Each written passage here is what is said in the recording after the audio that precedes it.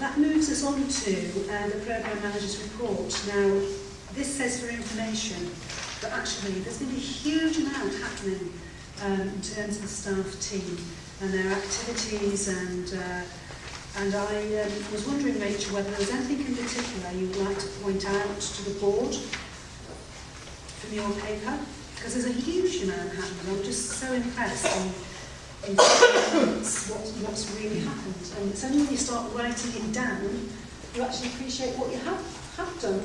Yes, that's right, and this paper is very detailed, so it's hard to summarise. So I think I'll pick out some key points.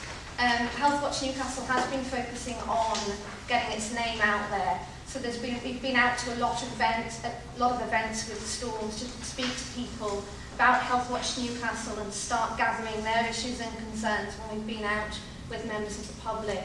Another thing that we've had running since the 1st of April has been the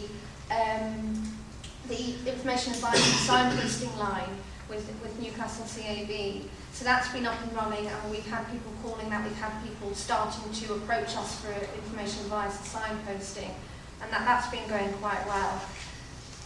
Also, we've been doing a lot of development work, like we said, we've already recognised the policies and procedures, and also working to make ourselves a volunteer involving organisation. So we've been doing development work around that. And we've been doing a lot of work around communications, developing our publicity material, getting our website up and running, and making sure that the content is vibrant and fresh. Setting up a Facebook page and Twitter, so if you're a user of Facebook and Twitter, please do find us on there.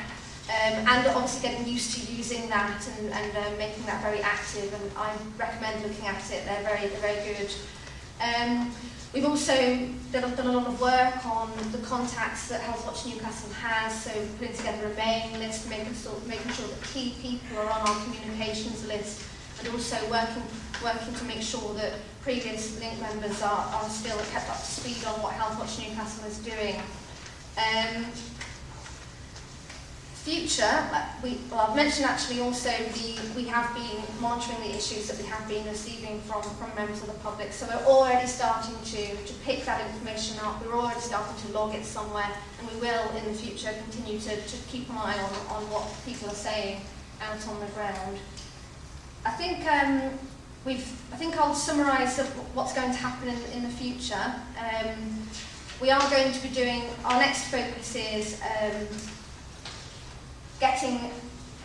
starting to look at community priorities in a more kind of specific way, so looking at what the CCG priorities are, looking at the Wellbeing for Life strategy, information that's coming out of Healthwatch England, and also the Newcastle Future Needs Assessment, starting to look at that and seeing what information is in there and what the information is out in the public, and hopefully that will inform the work that we choose to focus on as an organisation. We have also started to develop the advice information and signposting line. So not only do we have that line, we now also have drop-in sessions taking place at the Leamington Centre. They started on the 20th of September. So we've got drop-ins for people to come and get advice information and signposting from Healthwatch. We will continue with building on our communications and starting to involve volunteers as well. And I guess a few other key things I'd like to highlight is myself and Bear and some of the staff team have also been out to meet with the key statutory organisations in the city and key people there to talk to them about Healthwatch Newcastle and how Healthwatch wishes to work with them, start building relationships. And second to that, we are going to be starting to organising meetings with key people from the voluntary and community sector as well, talking to them about Healthwatch Newcastle and how it wants to work with the voluntary community sector. I think that summarises the main points of the paper. I would say that does anyone have any questions about any particular parts of it? Was there any work to gauge what the recognition of Healthwatch Newcastle to actually recognise what it was? What was that, interested in engaging to see how well recognised it was? Yes. We have done a street survey. Thanks for highlighting that. We have been doing a street survey, so we've been out on the streets Northumberland, Northumberland Street Monument, and also Eldon Square, talking to people about what they think Health Watch Newcastle is. So it gives us a baseline of what the awareness is at the moment, and then we'll repeat that in a year's time to see if the awareness has increased. So what was the awareness? What was the percentage? I'll just have a look for you. Most people didn't know what Health Watch Newcastle is. That was we spoke to 156 in total. We surveyed 156 people. Most people weren't aware of what Health Watch Newcastle is. That was 137, with 18 people saying yes, they were aware.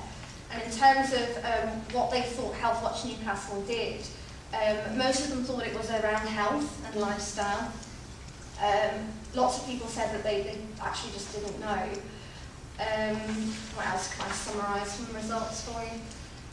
People who had heard, mostly had heard from the internet. Actually, no, this is people how they would get in contact with us. So most people said that they would find out about Health Watch using the internet. Other people said don't know. The majority of people who did say that they'd heard about Health Watch Newcastle said that they'd heard about it from their doctor. So we've got a baseline, it's been fantastically better in a year's time. There's a challenge. Thank you, Chair. I really think I've got to be quite careful about this. As a new organisation, and given the fact there's been so many different iterations around patient and public involvement in health, I really think we shouldn't worry too much about this. I think the important thing is that people need to contact us, that someone who they talk to knows about us as well. I mean, in quite fact, most people thought Rachel was a chugger when she approached them from the street. But there's a serious issue about how people actually get their information and where they get it from.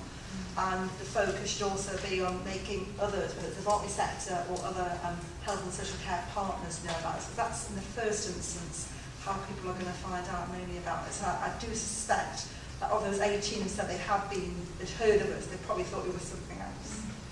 But does that mean we have to have some of these keywords in our mission or our vision so that they actually find them on Google? Yeah. Because they obviously are, then they may not pick us up by the definition that we're trying to use. Sure, yeah. We can look into those keywords and make sure that they're used on our website. I'm sure they are. Is there anything else anybody else wants to... I mean, there's a couple of points I'd like to raise, but I'll come at the end. Is one of them... Out of hours, yeah. Oh, okay. Well, I've just got an update on that from attending the... Shall I take that now, then? Because this is a really good example of where decision-making had to be taken quite quickly. Right. Well, it didn't have to take quite quickly, but we didn't have a process in place for making a decision. So Sally, in discussion with myself, remade the decision to actually do something about this. The out-of-hours urgent care, it's the out-of-hours service in Newcastle is out for re-procurement. It's been re-tendered for. And if anybody was at the Wellbeing for Life board meeting, not the last one, the one before, which I think was June, there was some discussion around the out-of-hours service, but more about who was able to tender rather than, for me, the issues around what that might mean for the public of Newcastle in terms of service they were going to be providing.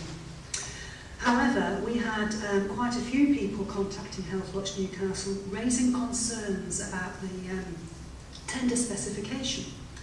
The background is in there for you to read. And Sally did a very good investigation, looking at the background and finding out what the real issues were, and put together an excellent briefing paper, which allowed me to respond to the commissioners, because we felt there was enough concern from things we'd heard from the public, but also background investigation to raise the issue with them as they were going out to tender within about 3 or 4 days following this. So a letter was written to the Commissioner outlining our concerns. We also sent a copy to the Health Overview and Scrutiny Committee, and asking them basically things about that had been raised with us about access for people from Newcastle into out-of-hours services. Was there going to be one hub? How would people get to the hub? all these sort of questions. And if anybody, I'm not sure whether our letter is available, but you know, it can be there if it's not on the website already for people to see what we actually commented upon.